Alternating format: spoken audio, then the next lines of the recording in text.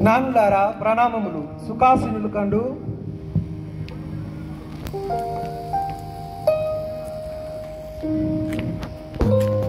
ప్రభు, మేము తూర్పు దేశ జ్ఞానులం. నా పేరు మెల్కోయారు. నా పేరు కాస్పర్. నేను బెల్తాజీరు. మీ రాక గల కారణమేమి? ప్రభు, ఆకాశమున ఒక ప్రకాశవంతమైన తేజో నక్షత్రం జన్మించినది. ఆ నక్షత్రం ఏదైనా గొప్ప సంభవం జరుగుటకు కారణమై ఉన్నది. దానిని వివరంగా తెలియజేయుడి. మహారాజా, మా శాస్త్రములన్నీ పరీక్షించిన మీదట అది ఒక మహాపురుషుని జననమునకు కారణమై ఉండవచ్చని మేము కనుగొంటిమి. భౌగోళిక పరిస్థితులను బట్టి ఆ మహాపురుషుడు ఈ ప్రాంతంలోనే జన్మించి ఉండవచ్చును. రాజా, ఎందుకనగా ఆ నక్షత్రము ఇంతవరకు ప్రయాణించి ఇక్కడ ఆగినది, మరియు అతడు యూదుల రాజై ఉండవచ్చును. ఆ యూదులకు రాజును మాకు చూపించిన మేము పూజించి వెళ్ళేదము. యూదులకు రాజా? నాకంటే గొప్పవాడా? నా సింహాసనము రాష్ట్రంగా ఆక్రమించుటకు మరి ఒకడు ఈ యొక్క రాజ్యమందు పుట్టాడా? మంత్రివర్య, మన రాజ్యంలోని శాస్త్రులను యాజకులను పిలిపించి ఈ విషయమును కూలంకషంగా కనిపెట్టుడి. ఎవరక్కడ? శాస్త్రులను యాజకులను ప్రవేశపెట్టుడి.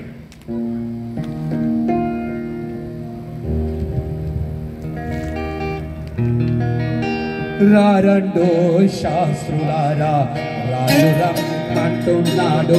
రారండో శాస్త్రులారా, రాజు రమ్మంటున్నాడు. రారండో శాస్త్రులారా, కార్యలాట పూరేలాట మహామహావిందులాట, కార్యలాట పూరేలాట మహామహావిందులాట. రారండో శాస్త్రులారా, రాజు రమ్మంటున్నాడు. రారండో శాస్త్రులారా, వెట్టి అట్ట బంగారమాట, వెట్టి అట్ట బంగారమాట మహామహాపంచాలట. రారండో శాస్త్రులారా, రారండో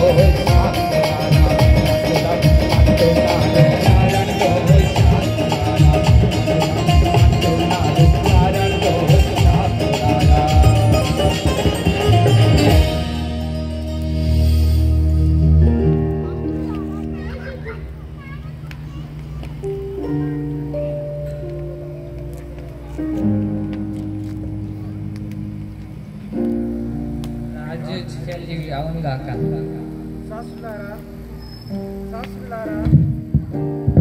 యాజకులారా ప్రణామములు, సుఖాసీనులు కండు.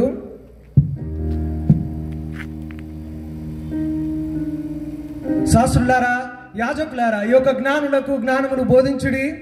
వీరు తూర్పు దేశమందు ఒక నక్షత్రమును చూసిరట. ఆ నక్షత్రము ఒక మహాపురుషుని జననమునకు కారణమై ఉండవచ్చునని వీరనుచున్నారు. మరి మీరేమందురు? మహాప్రభు, లేఖనములు పరిశీలించిన మీదట వారు చెప్పినవి చాలా వరకు వాస్తవంగానే ఉన్నది మరియు అగమ్య గోచరంగా ఉన్నది. రాజా,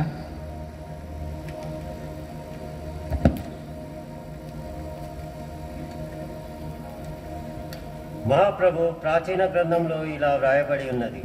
యూదయ దేశపు బెత్లెహేమ, నీవు యూదా ప్రధానులలో ఎంత మాత్రం అల్పమైన దానవు కావు. యూదులను ఏలు రాజు నీలో నుండి వచ్చును అని ఉన్నది ప్రభు. శాస్త్రులారా యాజకులారా, మీకు ఇక సెలవు. చిత్తం ప్రభు. జ్ఞానులారా, మీరు విన్నారు కదా, మమ్మను క్షమించుడి. మీరు వెళ్ళి ఆ శిశువును పూజించి మరలా మా యొద్దకు వచ్చి ఆ సమాచారం తెలియజేయండి. మేము నువ్వు వెళ్ళి ఆ శిశువును పూజించవలెను కదా. చిత్తము మహాప్రభు.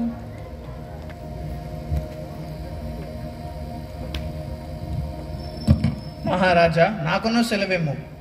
మంత్రివర్య